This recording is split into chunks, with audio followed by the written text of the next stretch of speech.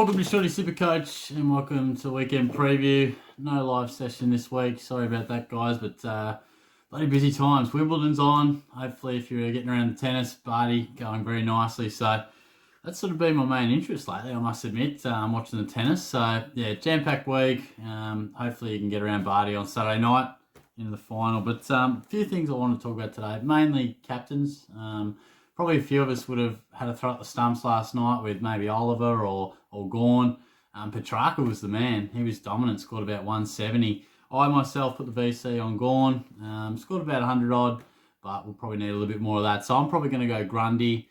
I think Jack Steele's not a bad option as well. He's been in great form, but Grundy against the Tigers, not exactly an amazing ruck stock, and I think he's been in good form anyway since he's come back. So he seems like the no-brainer, but the obvious one's McRae, Dangerfield, he was back in town. So there's a few names to think about, but I'm pretty confident a lot of us would have gone something last night. But in terms of other news, look, it gets tough at the moment because most of us have minimal trades. I've got one. I'm really praying for not much carnage in the latter stages of the year, but Heppel's out. So, he's a guy that I've, not going to trade out, but kind of have to have probably Bramble or Brockman or some spud on the bench. But, Neil is back. Madden is back. That'll help a few people.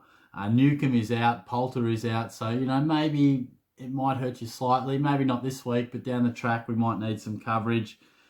Interesting to see De Boer is back. I just wonder, we were talking about captains, whether a few of us were thinking Tuke Miller or whatnot.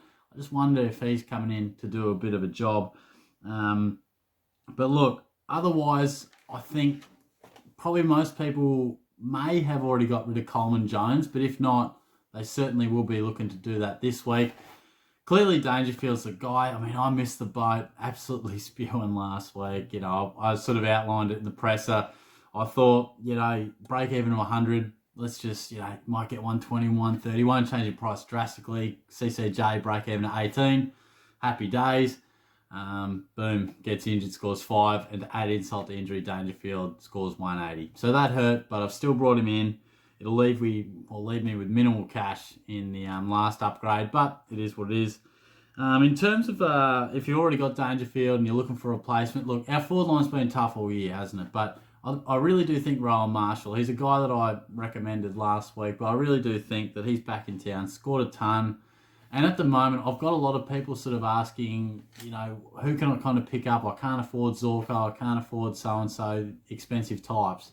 Where can I go? And a lot of random names get thrown about, but I really think Rowan Marshall is the most reliable guy at a decent price. So he would be the one that I recommend. But look, it's an age-old battle for Shorty. These last 6 to 8 rounds, it's really tough to not necessarily come up with content. That's why I was spewing I couldn't do the live sesh, because that kind of gives me an idea of what people really want to hear about.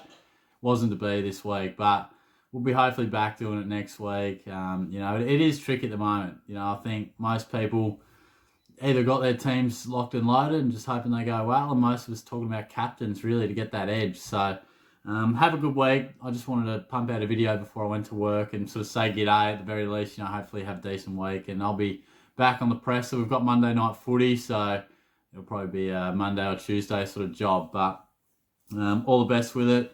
I'll be doing my best to go live some stage next week, maybe a Wednesday or Thursday. So I'll chat to you then. Cheers.